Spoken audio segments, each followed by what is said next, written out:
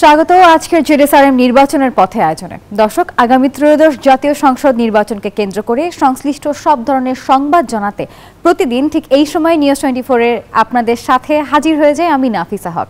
আর প্রতিদিন আমরা একটি করে জেলা এবং তার সকল সংসদীয় আসনের তথ্য এবং সেই সাথে আদ্যপান্ত জানাবো, সেই সাথে সরাসরি যুক্ত হয়ে জানাবো সেই জেলার বিভিন্ন দলের প্রার্থীদের প্রতিশ্রুতি এবং ভোটারদের প্রত্যাশার কথা।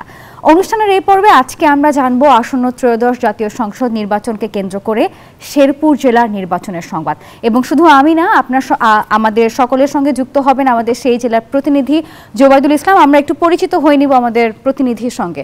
জোবাইদুল, আশা করছি ভালো আছেন এবং আপনার সঙ্গে আমি দেখতে পাচ্ছি যে যেমন উৎসুক জনতাও রয়েছেন 3 জন প্রার্থীও। অনুষ্ঠানের শুরুতেই আমি আপনাকে দিয়ে আসলে শুরু করতে চাই। শেরপুরের জনগণ কি বলছে আসন্ন নির্বাচন নিয়ে, তারা কতটা আশাবাদী এবং প্রার্থীরা কি বলছেন, নির্বাচনে জয়ী হলে তারা কি করতে চায় শেরপুরবাসীর জন্য?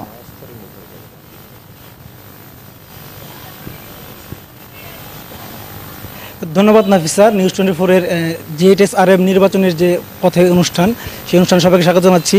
আজকে আমরা যুক্ত হয়েছি শেরপুর জেলা থেকে। আমার সাথে রয়েছেন শেরপুর 1 আসনের বিভিন্ন দল থেকে মনোনয়ন প্রত্যাশী এক ঝাঁক সংসদ সদস্য প্রার্থী। আমার ডান পাশে রয়েছেন জেলা বিএনপির যুগ্ম আহ্বায়ক শফিকুল ইসলাম মাসুদ, যিনি ধানের শীষের মনোনয়ন প্রত্যাশী, এবং আমার বাম পাশে রয়েছেন হাফেজ রাশিদুল ইসলাম, তিনি ইসলামী ছাত্র শিবিরের কেন্দ্রীয় সাবেক সভাপতি এবং জামাত মনোনীত প্রার্থী। এবং তার পাশে রয়েছেন জেলা এনসিপির প্রধান সমন্বয়কারী প্রকৌশলী মোহাম্মদ লিখন মিয়া, তিনি এনসিপি থেকে মনোনয়ন প্রত্যাশী। সারা দেশের মধ্যে কিন্তু শেরপুরেও নির্বাচনী যে হাওয়া সেটি শুরু হয়ে গেছে।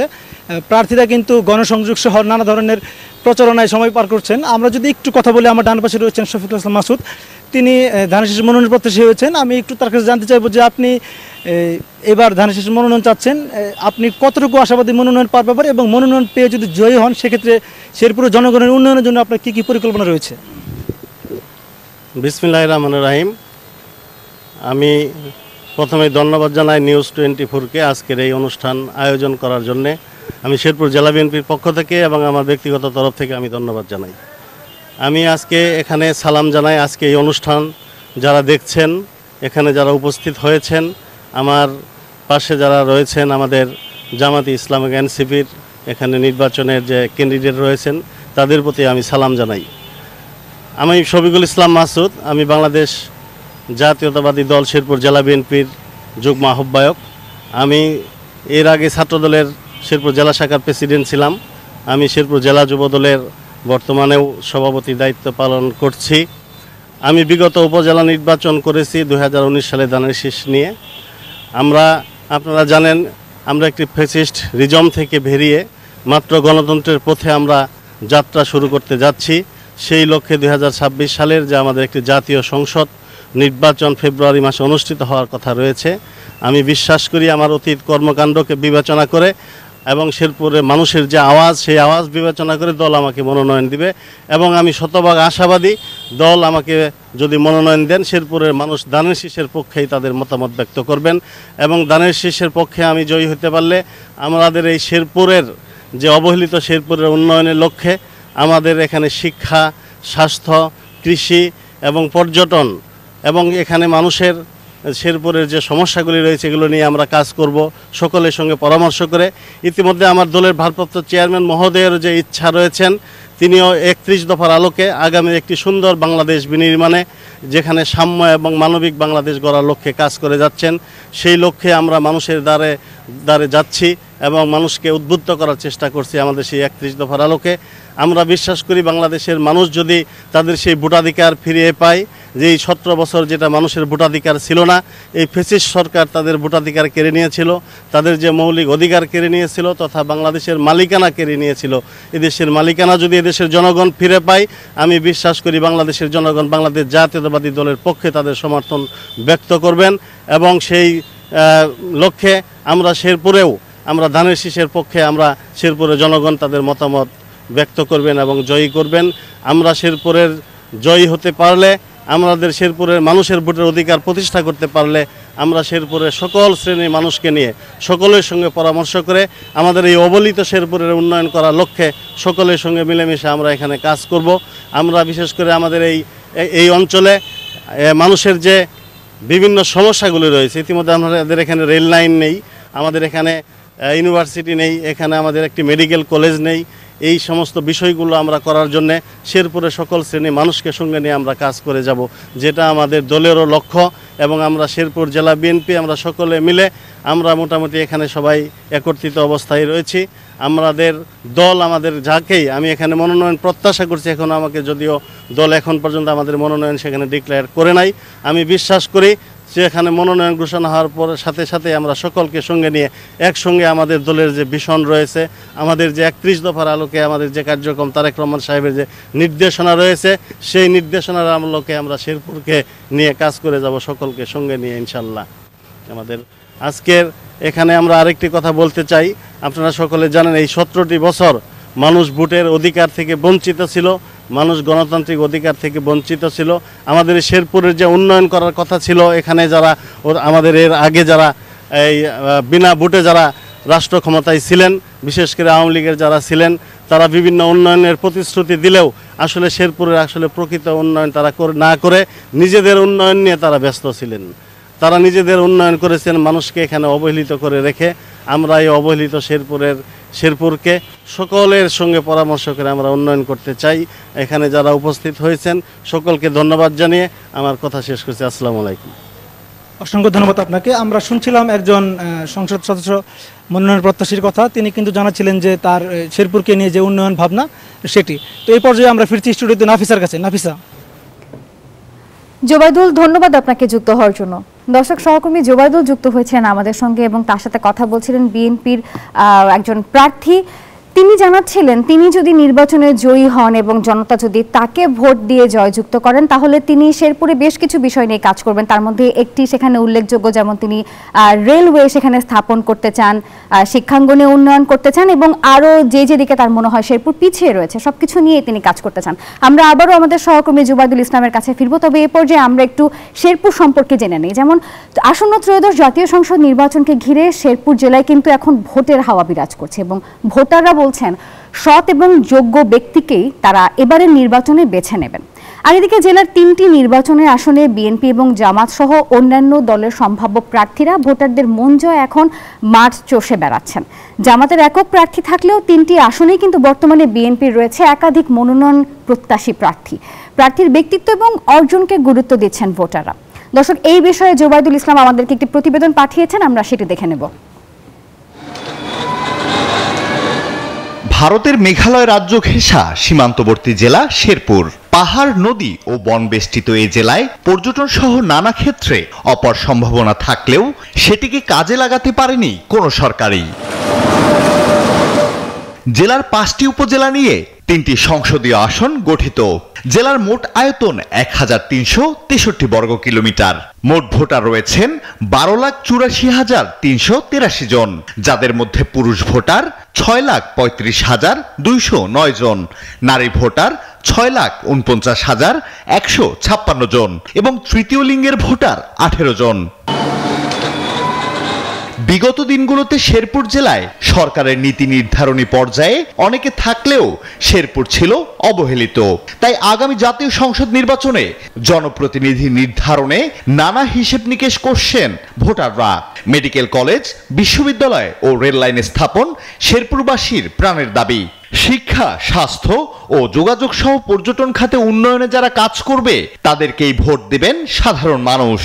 যে মানুষের জন্য সবসময় নিবেদিত প্রাণ থাকবে, মানুষ যাতে ভালো থাকে এমন কোনো কিছু করবে।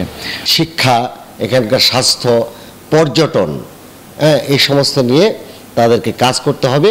এই কাজগুলোর জন্য শেরপুরবাসীর শত বছরের একটি চাহিদা আছে। জেএমপি আমাদের সাধারণ কৃষক, খেটে খাওয়া মানুষদের বিপদ আপদের কথা শুনবে, উন্নয়নমূলক কাজ করবে। নির্বাচনের সময় ঘনিয়ে আসায় নিজ নিজ এলাকায় প্রচারণা ও গণসংযোগে ব্যস্ত সময় পার করছেন বিভিন্ন দলের সম্ভাব্য প্রার্থীরা। সড়ক উন্নয়ন, রেল লাইন, বিশ্ববিদ্যালয় উন্নয়নগুলো আমি করব একই সাথে আমাদের শেরপুরকে চাঁদামুক্ত করতে চাই। শেরপুরে যেন কোনো চাঁদাবাজি না হয়, কোনো দখলদারি না হয় এবং আমাদের একটি নিরাপদ শেরপুর মডেল জেলায় পরিণত হয়, সেই ব্যাপারে আমি গুরুত্ব আরোপ করব। আমাদের ঝিনাইগাতি শ্রীবর্দীর স্পেশাল দুইটি সমস্যা, একটি হচ্ছে বন্য হাতির আক্রমণ, এটাকে স্থায়ীভাবে প্রতিহত করতে হবে, প্রতিরোধ করতে হবে এবং সেই সঙ্গে ঝিনাইগাতির মহারশী নদীর পার স্থায়ীভাবে বাঁধতে হবে। আগামী দিনের উন্নয়ন অগ্রগতি এই নকলা নালিতাবাড়িতে করার জন্য জনগণ আমাকে বেছে নেবে। আমি অনেকগুলি উন্নয়নের প্রস্তাবনা এখানে দিয়েছি, পাশাপাশি শিক্ষা, কৃষি এবং স্বাস্থ্য এবং আমার পাহাড়ি জনপদ এবং আমার স্থলবন্দর সহ এখানে অনেকগুলি বিষয় আমি স্পষ্ট করেছি। আমরা নকলা নালিতাবাড়ির একটি সুন্দর পরিবেশ আমরা তৈরি করতে চাই। আমি যদি এই আসন থেকে নির্বাচিত হই, এই কৃষিকে আধুনিকায়ন করার মাধ্যমে কৃষি শিল্প কীভাবে গড়ে তোলা যায় সেই ব্যাপারে আমি প্রচেষ্টা চালাবো। সেই সাথে সাথে আমাদের এই সমাজ একটা মাদক মুক্ত সমাজ হিসেবে গড়ে তুলব। তরুণ ভোটাররা জেলার প্রধান ভোট ফ্যাক্টর হতে পারে। প্রার্থীর ব্যক্তিত্ব ও অর্জনকে গুরুত্ব দিচ্ছেন ভোটাররা, বলছেন সচেতন মহল। আমরা দেখতে চাই ওইসব মানুষ নির্বাচন করুক যারা সততার সঙ্গে থাকবে, যারা দেশ প্রেমের সঙ্গে থাকবে, যারা ব্যক্তি পূজায় থাকবে না এবং দল পূজায় থাকবে না। দলকে যদি বড় করে দেখা হয় তাহলে দেশ কিন্তু পেছনে পড়ে যায়। সবচেয়ে বেশি হলো জবাবদিহিতা থাকতে হবে তাদের। মানুষ কিন্তু এখন জবাব চাইবে, অতএব কিছু করতে গেলে জবাবদিহিতার সম্মুখীন হতে হবে এবং সে অনুযায়ী মানুষের যে প্রত্যাশা, আমরা আশা করি যে জুলাই বিপ্লবের পর যে অবস্থা সৃষ্টি হয়েছে, নতুন সংসদ সদস্যদের মানুষের প্রত্যাশা অনুযায়ী কাজ করতে হবে। এদিকে নির্বাচনের প্রস্তুতি নিতে শুরু করেছে জেলা প্রশাসন। ঝুঁকিপূর্ণ এলাকা চিহ্নিত করার পাশাপাশি চলছে সার্বিক প্রস্তুতিও। আলহাদি খান, ডেস্ক রিপোর্ট, নিউজ 24। দর্শক, আমরা দেখছিলাম শেরপুর নিয়ে একটি সংক্ষিপ্ত প্রতিবেদন, যেখানে উঠে এসেছে ভোটারদের প্রতিশ্রুতি, প্রত্যাশা এবং সেই সাথে প্রার্থীরা যদি জয়ী হন তাহলে প্রার্থীরা শেরপুরের জন্য কি কি করবেন সেই বিষয়গুলো কিন্তু স্পষ্টত প্রতীয়মান। আমরা আবারও যুক্ত হব আমাদের যিনি সহকর্মী জোবাইদুল ইসলাম রয়েছেন তার সঙ্গে এবং কথা বলবো তার সাথে উপস্থিত বাকি দুই প্রার্থীর সঙ্গে। জোবাইদুল, কিছুক্ষণ আগে আপনি যুক্ত হয়েছিলেন আমাদের সঙ্গে, আমরা কথা বলছিলাম এক প্রার্থীর সাথে, তিনি জানাচ্ছিলেন তিনি নির্বাচনে জয়ী হলে তিনি কি করবেন। এবার আমি দেখতে পাচ্ছি আরো দুজন প্রার্থী আপনার সঙ্গে উপস্থিত রয়েছেন, তাদের মুখে একটু শুনতে চাই তারা জয়ী হলে তারা শেরপুরের জন্য কি করতে চায়।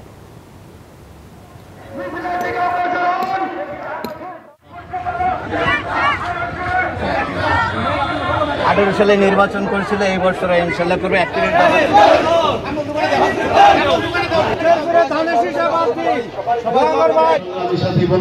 আপনারা শুনতে পাচ্ছেন এবং সেগুলো পূরণে আপনাদের কি কি পরিকল্পনা রয়েছে? আসসালামু আলাইকুম রহমতুল্লাহ। আলহামদুলিল্লাহ, ধন্যবাদ জানাচ্ছি নিউজ 24-কে আমাকে এখানে সুযোগ করে দেওয়ার জন্য এবং শেরপুরের পথে নির্বাচনের পথে শেরপুর নিয়ে এই আয়োজনকে তারা উদ্যোগ নিয়েছেন, বেছে নিয়েছেন, এজন্য আমি আবারও অশেষ মোবারকবাদ জানাচ্ছি। আপনি জানতে চেয়েছেন যে আমরা কোন কোন বিষয়কে সামনে রেখে মানুষের কাছে কথা বলছি। আসলে আমার আগের বক্তা তিনি মৌলিক কিছু বিষয় এখানে শেরপুরের তুলে ধরেছেন।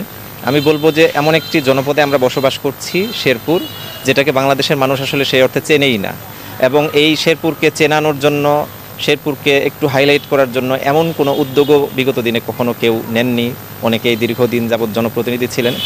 আমার তাদের প্রতি আক্ষেপ নেই, বরঞ্চ বলবো যে আমাদের জন্য এখন সামগ্রিকভাবে এই শেরপুরটাকে গড়ে তোলার জন্য বেশ কিছু বিষয়ে গুরুত্ব দেওয়া প্রয়োজন। এখানে মৌলিকভাবে যেমনটি মাসুদ ভাই বলেছেন, রেল লাইন নেই, ইউনিভার্সিটি নেই, মেডিকেল কলেজ নেই, এমনকি আমাদের এখানে যে একটি উপজেলা স্বাস্থ্য কমপ্লেক্স আছে সেটি জরাজীর্ণ অবস্থায় আছে। এর পাশাপাশি আমাদের জন্য সবচেয়ে বড় দুঃখের বিষয় হচ্ছে যে এখানকার রেগুলার যে শিক্ষা প্রতিষ্ঠানগুলো, শেরপুর সরকারি কলেজ বলেন, শেরপুর মহিলা কলেজ বলেন, বা অন্যান্য যতগুলো শিক্ষা প্রতিষ্ঠান আছে, মাদ্রাসাগুলো আছে, সেগুলো খুবই মানহীন অবস্থায় রয়েছে অবকাঠামোগত দিক থেকে এবং শিক্ষার মানের দিক থেকে নানানভাবে পিছিয়ে রয়েছে। আমি এই বিষয়টাকে সবার আগে প্রায়োরিটি দিচ্ছি, কারণ আমি ফিল করছি আমাদের এই শেরপুরে যেখানে 36% মাত্র লিটারেসি রেট, সেই জায়গাটাকে রিকভার করতে না পারলে, শিক্ষার হার বাড়াতে না পারলে বা শিক্ষিত মানুষের সংখ্যা বাড়াতে না পারলে আমরা আসলে কোনো কিছুতেই ভালো কিছু করতে পারবো না, এবং এইটার প্রভাব আমাদের ইকোনমি, আমাদের সকল কিছুতে পড়েছে। এজন্য এই বিষয়টাকে আমরা জনগণের দাবির নিরিখেই আমরা তাদের সাথে কথা বলে আমরা কথা বলছি এবং আমরা আমাদের ইশতেহারে সেগুলো সন্নিবেশিত করছি। পাশাপাশি আমরা মনে করছি যে শেরপুরের দুটি বড় ধরনের পরিচিতি রয়েছে, আপনারা সবাই জানেন। এক নাম্বার হচ্ছে যে ব্যবসাটা আমাদের এই শেরপুরে একেবারেই দুঃখজনক তলানিতে অবস্থান করছে। বিশেষভাবে বলবো আমাদের এই শেরপুরের জন্য অন্যতম একটি শিল্প আছে, সেটি হলো চাতাল রাইস মিল, এবং দিন দিন এই রাইস মিলটা শিল্প হিসেবে একেবারে নিঃশেষ হয়ে যাওয়ার পথে রয়েছে বা ধ্বংস হয়ে যাওয়ার পথে রয়েছে। এই জায়গাটাকে রিকভার করার পাশাপাশি আরও যে শিল্পগুলো ক্ষুদ্র ক্ষুদ্র রয়েছে সেগুলোকে নিয়ে আমরা কাজ করব বলে মানুষের সামনে ইতোমধ্যে কথা বলছি। আর দ্বিতীয় যে বিষয়টি বলছিলাম যে আমাদের এখানকার অন্যতম একটি পরিচয় হচ্ছে আমরা কৃষিভিত্তিক এলাকায় বসবাস করি। আমাদের এই কৃষির জন্য এখন পর্যন্ত কোনো কৃষি হাব নাই, কৃষি প্রসেসিং সেন্টার নাই, কোল্ড স্টোরেজ তো নাই। এরকম ক্ষুদ্র ক্ষুদ্র কৃষির যে জায়গাগুলো আছে, এমনকি খামার যেগুলো আছে, সেগুলোকে বিকশিত করার জন্য সেই অর্থে কোনো উদ্যোগ নাই। আমি মনে করছি যে এগুলোকে প্রায়োরিটিতে রেখে আমাদেরকে ইশতেহার সাজাতে হবে। পাশাপাশি আমি দেখেছি আমাদের এই এলাকার অন্যতম যে দুঃখের বিষয়টি সেটি হচ্ছে বেকারত্ব, এবং একই সাথে হচ্ছে যে আমরা কর্মহীনদের যে মৌলিক সংকটটা সেটা হচ্ছে মাদক। সেই মাদকের সংকট দূর করার জন্য আমি মনে করছি যে আমাদেরকে ব্যাপক ভিত্তিক উদ্যোগ নিতে হবে। এবং আমরা শুনছিলাম জামায়াত মনোনীত প্রার্থী হাফেজ রাশেদুল ইসলামের কথা। তো এই ছিল আমার কাছে এখন পর্যন্ত সর্বশেষ। আমরা যাচ্ছি স্টুডিওতে নাফিসার কাছে। নাফিসা। জোবাইদুল, ধন্যবাদ আপনাকে। দর্শক, জোবাইদুল আবারও যুক্ত হয়ে তার সঙ্গে ছিলেন জামাতের প্রার্থী, এবং তিনি জানাচ্ছিলেন তিনি যদি নির্বাচনে জয়ী হন তিনি শেরপুরের জন্য কি কি কাজ করতে পারেন। তবে এই পর্যায়ে আপনারা দেখছেন জেডএসআরএম নির্বাচনের পথে। সময় হলো একটি বিরতির, সঙ্গে থাকুন। আবারও স্বাগত জানাচ্ছি। দর্শক, দেখছেন জেডএসআরএম প্রেজেন্টস নির্বাচনের পথে। বিরতির আগের পর্বে আমাদের সঙ্গে যুক্ত হয়েছিলেন আমাদের প্রতিনিধি, এবং শেরপুর জেলা থেকে যুক্ত হয়েছিলেন দুজন বিএনপি এবং জামাতের সম্ভাব্য প্রার্থী। তারা জানাচ্ছিলেন তাদের যাবতীয় প্রতিশ্রুতির কথা। আমরা আবারও জোবাইদুলের সঙ্গে যুক্ত হব, জানবো তার কাছ থেকে এবারে নির্বাচনের আর কি খবর তার কাছে আছে। জোবাইদুল, নির্বাচন নিয়ে আপনার কাছে আর কি তথ্য আছে সবশেষ জানাবেন।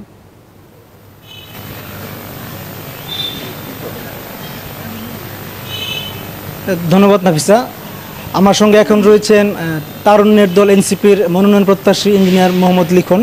আমরা তার কাছে জানবো যে তারুণ্যের ভাবনা। আমরা সবসময় দেখেছি তরুণরা সংসদ প্রার্থী কিংবা সরকারের কাছে তারা প্রত্যাশা করেছে, এবার কিন্তু সেই তরুণরাই জনগণের প্রত্যাশা পূরণের মাঠে নেমেছেন। এই শেরপুর জেলাকে নিয়ে আপনার তারুণ্যের ভাবনাটা একটু জানাবেন আমাকে। বিসমিল্লাহির রহমানির রহিম।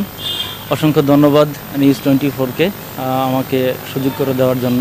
শেরপুর জেলার এনসিপির পক্ষ হতে এখানে উপস্থিত বিএনপি এবং অন্যান্য দলের নেতাকর্মীকে সকলকে আমার সালাম, আসসালামু আলাইকুম রহমতুল্লাহ। তো আসলে আমরা দেখতে পাই যে গত 54 বছরের এই বাংলাদেশে রাষ্ট্রের মৌলিক সংস্কার এবং মৌলিক কাঠামোর পরিবর্তন না হওয়াতে বারবার আমরা হুঁচট খাই। বারবার আমাদের ছেলেমেয়েরা আমরা রক্ত জড়াই একটা নতুন স্বপ্ন, নতুন দিগন্তের আশায়, কিন্তু দেখা যায় যে বারবার এই একই অবস্থা, আমরা হুঁচট খাচ্ছি। তো আমাদের ভাবনা হচ্ছে, তারুণ্যের ভাবনা হচ্ছে আমরা রাষ্ট্রের মৌলিক সংস্কার চাই। তো রাষ্ট্রের মৌলিক সংস্কার ব্যতীত রাষ্ট্রের যে আমরা স্বপ্ন দেখি, যে আশা দেখি, সে আশা কোনোভাবেই বাস্তবায়িত হওয়া সম্ভব না। আমরা চাই সমাজে ন্যায় ও ইনসাফ প্রতিষ্ঠা হোক। তো ন্যায় ইনসাফ প্রতিষ্ঠা যদি না হয় তাহলে আমাদের যে স্বপ্নগুলো আছে সেই স্বপ্নগুলো ধূলিসাৎ হবে। তো তারপরে একটা জিনিস আমরা দেখতে পাই, মাঠে যখন আমরা আসি, মানুষের দাঁড়ে দাঁড়ে যাই, মানুষের কাছ থেকে সবচাইতে বেশি যেটা শুনতে পাই যে বিভিন্ন দপ্তরের অনিয়ম দুর্নীতির কথা। তো এই অনিয়ম দুর্নীতি দূর করতে হলে আমাদের সমাজে ন্যায় ইনসাফ প্রতিষ্ঠা করতে হবে। তারপরে যেটা করতে হবে, আমি যেটা বিশ্বাস করি যে সমাজ এবং রাষ্ট্রে প্রত্যেকটা ওয়ার্ড থেকে শুরু করে একদম এই সংসদ সদস্য পর্যন্ত আমাদের যেটা করতে হবে, যোগ্য নেতৃত্ব নির্বাচন করতে হবে, সৎ ও যোগ্য। যদি আমরা সৎ ও যোগ্য নেতৃত্ব যদি নির্বাচন না করতে পারি তাহলে রাষ্ট্র কাঠামো যে অবস্থায় আছে, আমাদের বিগত 54 বছরে যা ছিল আমাদের সামনের দিনগুলোতে সেটাই থাকবে। তো আমরা সেই প্রত্যাশা করি যে আমরা এনসিপি এবং অন্যান্য রাজনৈতিক দল যারা গণ অভ্যুত্থানের শক্তি, আমরা যারা সবাই একত্রিত হয়ে হাসিনার মতো একজন দূষর এবং ফেসিস্টকে সরাতে পেরেছি, এবং সামনের দিনগুলোতে আমরা সবাই একত্রিত হয়ে একসাথে হয়ে এই সুন্দর বাংলাদেশ বিনির্মাণ করতে পারবো, এই প্রত্যাশা রাখি। অসংখ্য ধন্যবাদ। আপনি শুনছিলাম যে ত্রয়োদশ জাতীয় সংসদ নির্বাচনে যারা সম্ভাব্য প্রার্থী রয়েছেন তাদের কথা, শেরপুর নিয়ে তাদের যে উন্নয়ন ভাবনা সেই কথা। আসলে সরকার এসেছে বিগত সময়ে, সরকার বদলেছে, কিন্তু শেরপুরবাসীর ভাগ্য বদলেনি। সামনের সময়গুলোতে যারা শেরপুরবাসীর ভাগ্য পরিবর্তনের কাজ করবেন তাদেরকে কিন্তু জনসাধারণ ভোট দিয়ে নির্বাচন করবেন, এমনটা জনসাধারণ প্রত্যাশা করছেন। তো এই ছিল আমার কাছে শেরপুরের নির্বাচন ভাবনা নিয়ে সর্বশেষ। ফিরছি স্টুডিওতে নাফিসার কাছে। নাফিসা। জোবাইদুল, ধন্যবাদ আপনাকে এবং সেই সাথে ধন্যবাদ যারা এতক্ষণ আমাদেরকে দেখছিলেন। দর্শক, প্রতিদিন আমরা বিভিন্ন জেলাতে যাই এবং সেখান থেকে সেখানকার সবশেষ খবর আপনাদেরকে জানাতে চাই। পরবর্তী দিন আমরা যুক্ত হব রাঙামাটির সাথে, দেখব রাঙামাটি নির্বাচন নিয়ে সেখানকার প্রার্থীরা কি চিন্তা ভাবনা করছেন। দেখছিলেন জেডএসআরএম নির্বাচনের পথে। এতক্ষণ সঙ্গে থাকার জন্য ধন্যবাদ সবাইকে। দেখা হবে আগামীকালের পর্বে। ধন্যবাদ।